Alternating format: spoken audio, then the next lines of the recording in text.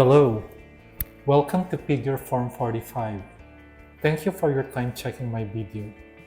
This is my review of the Mcfarlane DC Multiverse Midnighter, which it says here that it is a DC Classic version.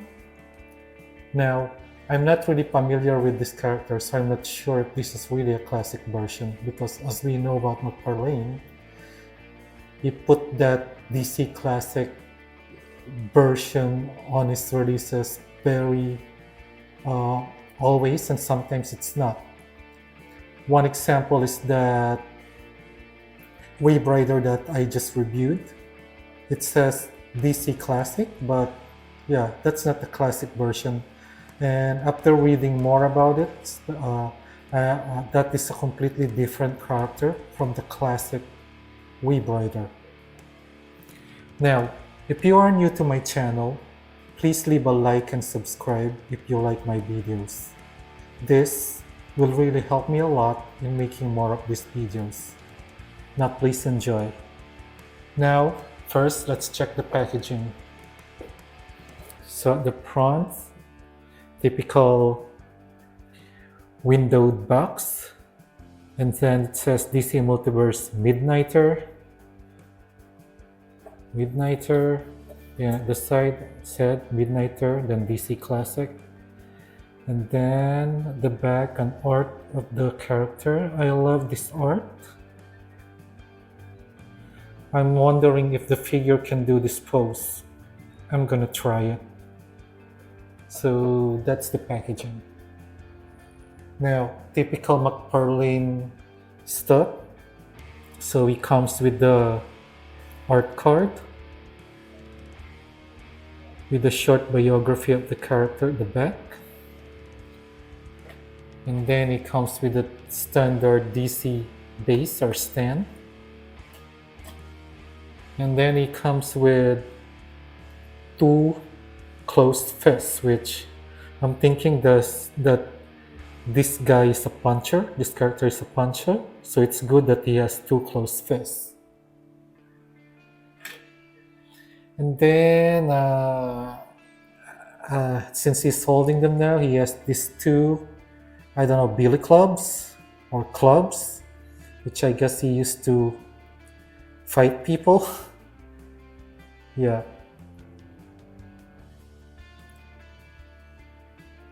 The design of the weapon is pretty simple, but I guess they work. And that's all the accessories that comes with the figure.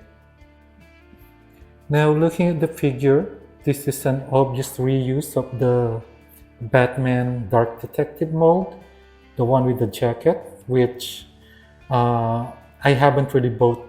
It's actually something like the Batman Dark Detective was released in two variations, one with the jacket and one without the jacket. And I wasn't really able to decide which one to buy.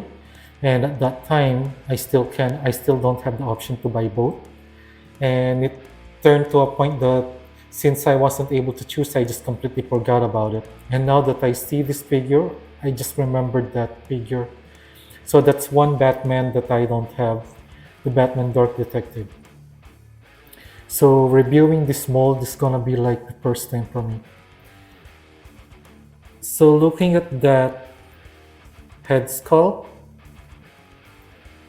again, I guess Mcfarlane is really stepping up their game now when it comes to the head sculpt. That is really a very good head sculpt. And then I'm thinking that this logo is just, yeah, it's just printed.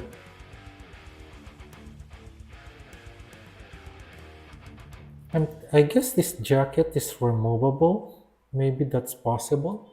Yeah, I think I can remove this jacket. The only thing that I don't like right now while I'm looking at this, despite that I'm just looking at the static, is this one. Why is this one connected here? So whenever you move it, it comes with it. Yeah, that is really a bad decision. I'm not sure if the Batman Dark Detective is also like that, if he also have this, but this is a very bad decision.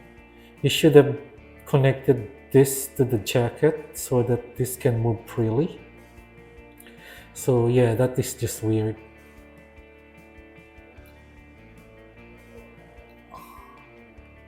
I don't know why. What is this? Why you have this if this is supposed to be for a gun or something, or a bullet?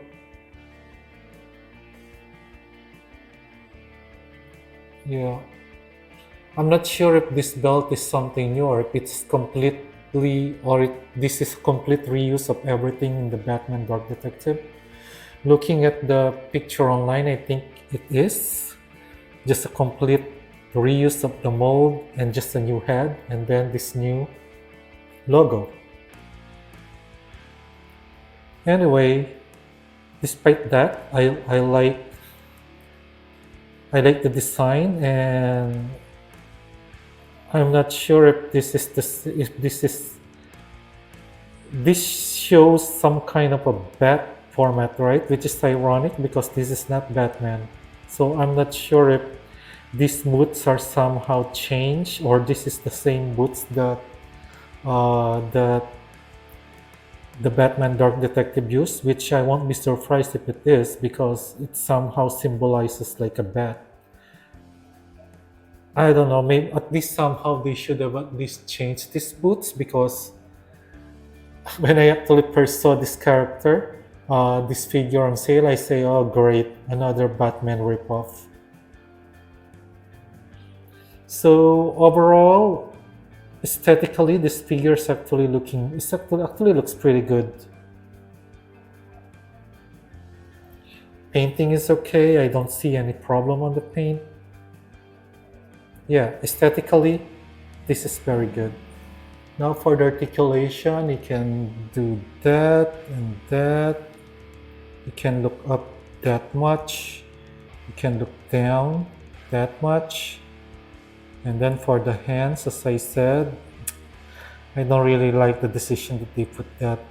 Maybe if I have the time, I'm gonna customize this and put this in the jacket instead of putting it here because yeah, that is not a good decision. It limits the articulation at the same time. See, you cannot do the full T pose because of this. Now for the hands, typical Mcfarlane articulation. That and that.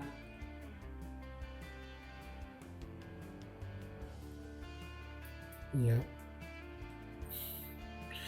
Now this is actually where I'm curious, and this is actually the same reason why I forgot buying that Dark Detective. Is he well articulated enough? And I think it is because, as I said, the jacket is pretty much not really glued to the body. So that's a plus. So you can actually take advantage of the articulation of the abdomen. So, and abdomen and the waist. So you can do that, can do that, and that. That is actually so cool. So I'm starting to love this figure. So wait, is that a tie cut? Wow, surprisingly for a Mcfarlane figure, he has a tie cut. That is a big surprise, to be honest, since Mcfarlane doesn't really usually do tie cut, and this is a big plus for me to this figure now that he has a tie cut. So you can kick that far, you can kick back that far, and you can do the Van Damme that much. You can do that. The legs.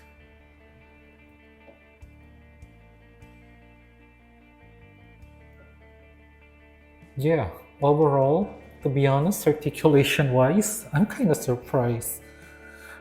I'm still kind of surprised of that tie cut. And the fact that it doesn't matter that he has a jacket, his articulation here is not hindered. And the plastic that is used for the jacket is actually a little kind of soft, so that is a good. Wow, I think I just fell in love with this figure. Now I'm thinking maybe I should buy. Maybe it's good that I bought this now. Now I can decide that I'm gonna buy the Batman Dark Detective with the jacket. Because the main reason why I cannot make my decision at that time is because, well, at that time financial problem. And second, I was thinking that maybe the one without the jacket is more articulated, but now that I had a look at this, I'm thinking it doesn't matter because this jacket is not glued. Yeah, that's I think that's the reason it's not glued to him, so you can move him. Yeah, Batman Dark Detective pre-ordered now, definitely.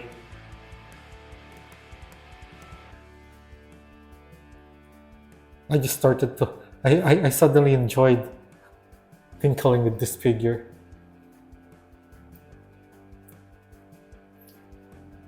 I wasn't really expecting to enjoy reviewing this product that much because, as I said that this is probably just a reuse of the Batman Dark Detective figure, which, to be honest, I don't own because I remember that the Batman Dark Detective has two versions, one with the jacket, which I think is this mold, and the other one without jacket, and I wasn't able to decide which one I want, and it wasn't my priority until I just forgot all about it. Now, after reviewing this figure, I realized that I love this mold. So I might actually buy that Batman Dark Detective now if this is the same mold that it used, and I wasn't expecting something like this, a figure that has a trench coat but pretty articulated.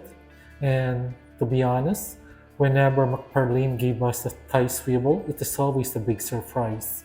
So again, despite this is just a repaint and a figure with just a new head and new accessories, I think it is a good reuse of the mold for this character.